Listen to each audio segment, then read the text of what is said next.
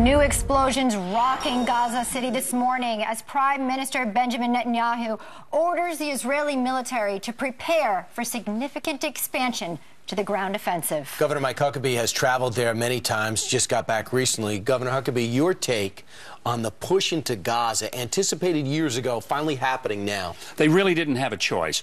What's happened, Hamas, which is a terrorist organization, even by the U.S. State Department standards, that's how they labeled them. But yet we endorsed their coalition government. Which we shouldn't have done. We should have said not another dime to the PA, the Palestinian Authority, if you're going to partner with a terrorist organization. It is against the law for us to give money to terrorists, and that's what we're doing. So it's really a tragedy of great proportion, but one that we could see coming. So here's the situation. You got Hamas who've been firing thousands of rockets, not just recently. They've been doing this for years. But now this barrage is going all into the civilian populations indiscriminately. 80% of Israel under fire from rockets.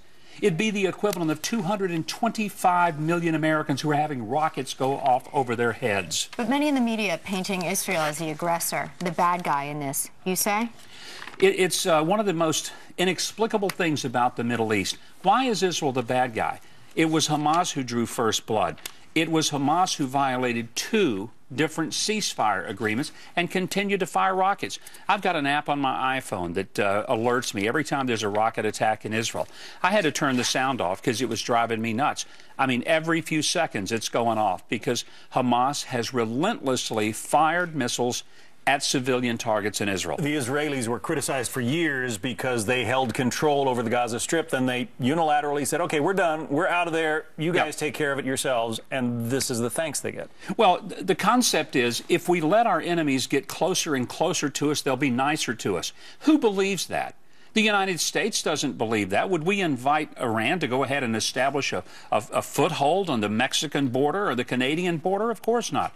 And speaking of Iran, that's who we're dealing with. Hamas is a puppet of Iran. And Syria bailed out of Hamas because Hamas sided with the rebels. Hezbollah is attached to the Shia population, Hamas the other side. So it's really Libyan rebels, Iran, that are funding them. Egypt wants no part of these of Hamas. They'd like to see them annihilated. Well, this is really bad for Egypt, and that's why Egypt attempted to broker the ceasefire, because there's been a real peaceful border between Israel and Egypt since 1979.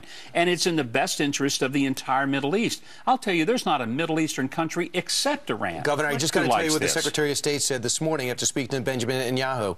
Israel can do more to avoid civilian casualties in Gaza. Look, John Kerry, let me just be blunt. Saying that is idiotic.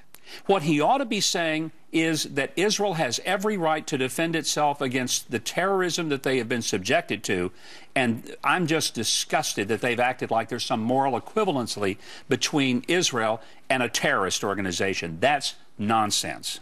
Governor Mike Huckabee, we thank you for being here. You bet. Since 1973, you've been visiting the area. Know many people there.